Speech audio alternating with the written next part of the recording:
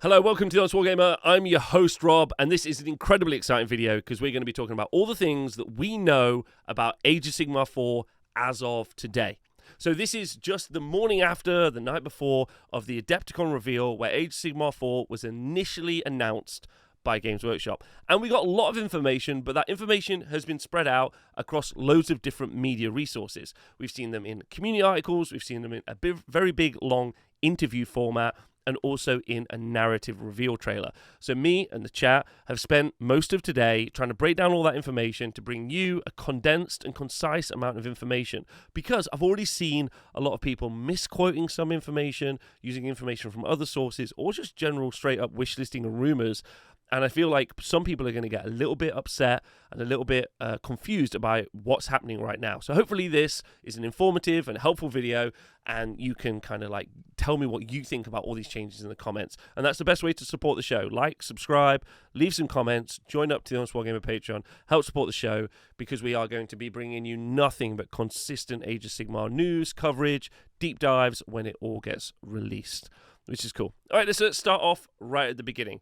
There was a big narrative trailer, which was super cool. You can go watch it on the community site, where we saw Skaven start to attack cities of Sigmar. But we've had a lot more information kind of done in the interview and in some of the articles. So let's start with the narrative, then we're going to talk about the rules, and then we're going to talk about the models that we think we're going to see in the starter box. So the timeline, we used to be in the era of the Beast, and we're now moving into the Hour of Ruin. So that's what it seems Age of Sigmar 4 is going to be. It's the Hour of Ruin. And this is quite interesting because while obviously Ruination has been something that's been really tied with Skaven, also ties in with some other armies as well. Specifically, I think Chaos Dwarfs, which we'll see a release in Age of Sigmar 4, but more on that in the future. This has been known as the Vermin Doom, not quite as good a name as the Radicalism. So I think I'd prefer to use the Radicalism from now on, if that's okay. And the Radicalism has been where the Skaven have been hiding underground for a long time, and then they finally decided to attack the realms, and they've decided to pick the Realm of Fire, the Realm of Ashqui. And there's a section in the Realm of Fire called the Great Parch. You can find information about the Great Parch in the RPG that's done by Cubicle 7. It's called Soulbound. And if you look in there, there's a great map, and it says over a third of the Great Parch has been taken over by the Skaven Citadel, which they have lifted up through the ground, and then they've brought an entire nation of Skaven to start to attack all of the different cities of Sigmar that are located around there. While this has been happening, Skaven have also made a deal with Archaon. They've become best friends. And I don't know if it's Archaon's position to do this, but Archaon has, according to the article, made it so that Skaven is the 5th Chaos God now. So the Skaven gods.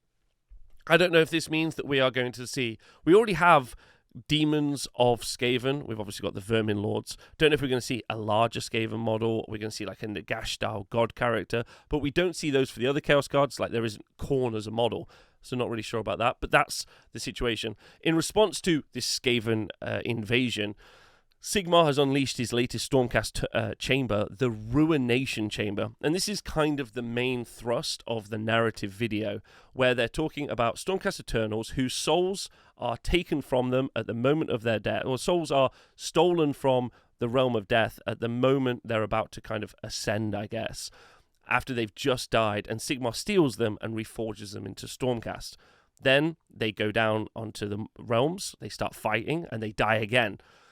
Go back up, get reforged, and come back down. And every time they get reforged with a little less of them. A little less. And in that situation, we see this same Stormcast Eternal woman who has gone through multiple reforgings. And quite interestingly, in the trailer, we see her go through having fought Khorne in Age of Sigmar 1 in a different, very old school armor type, to Age of Sigmar 2 fighting against Nighthaunt, which was the release army for Age of Sigmar 2. Fighting against all of the orcs in Age of Sigmar 3 in the new armor plate, and each time more not disheveled, but larger and more kind of battle worn. And it's a nice, like, you know, kind of reference to the weariness of battle and war and how it grinds people down and all those other things. There's some really good actual narrative and conversations about the world in there, which I really like. But that's what we see all the way to 4th edition, where these veterans who apparently are being housed in monasteries because they're just unable to really interact with the world anymore. And then the Ruination Chamber, these veterans, are finally released into the world, and this might be the last time they're ever able to be reforged. And it's only these special Stormcast that are able to fight off the Skaven blight. That's the story, which is quite interesting. Let me know what you think about that. That's where we're at so far.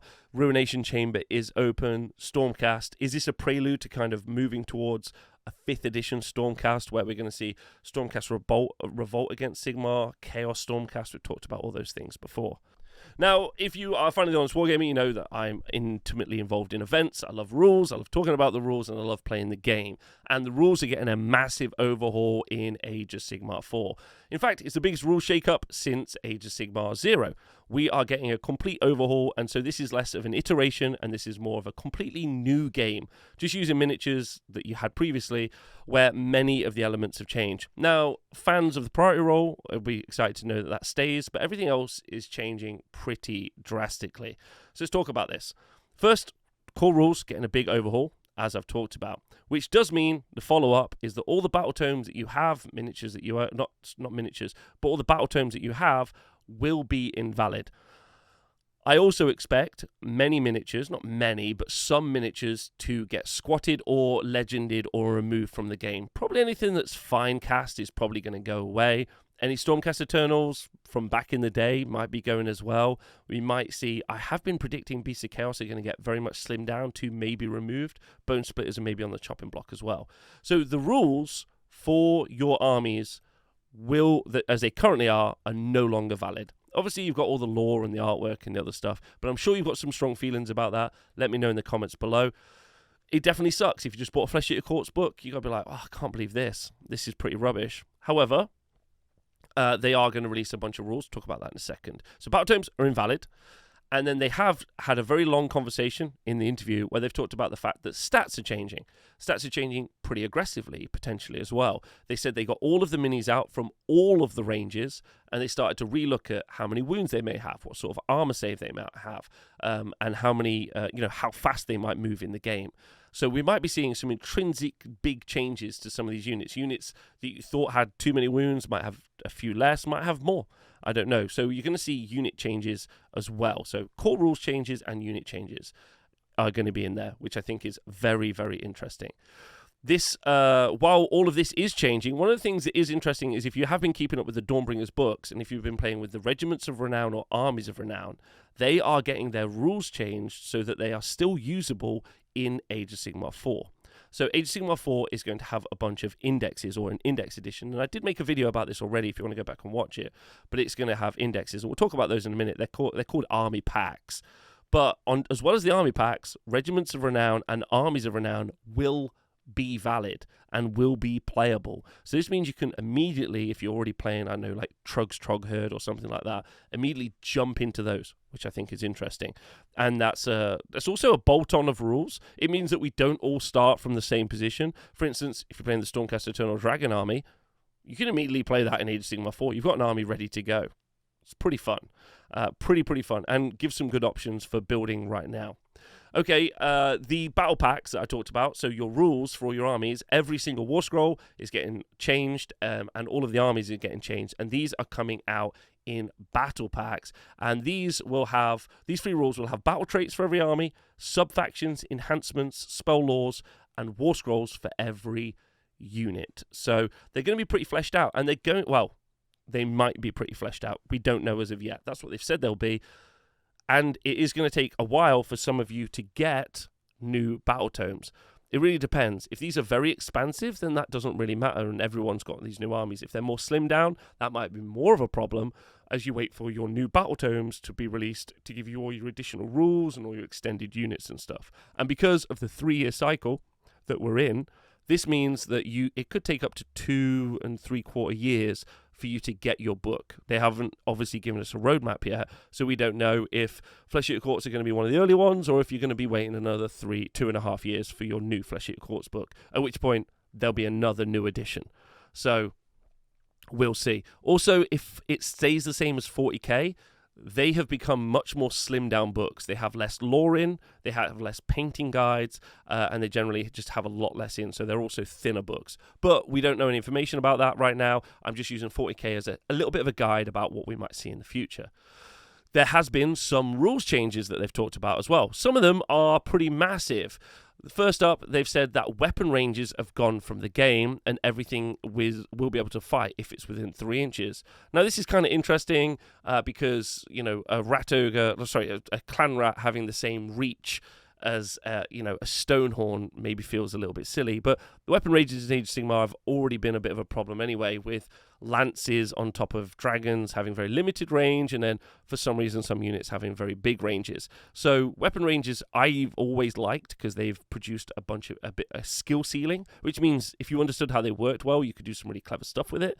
However, probably it's simpler and more elegant, which is kind of interesting. But we don't know right now, but that's what they've said will happen. Also, they've said that claiming objectives will now be within 3 inches of an objective marker versus being within 6 inches. And there's some pros and cons to this.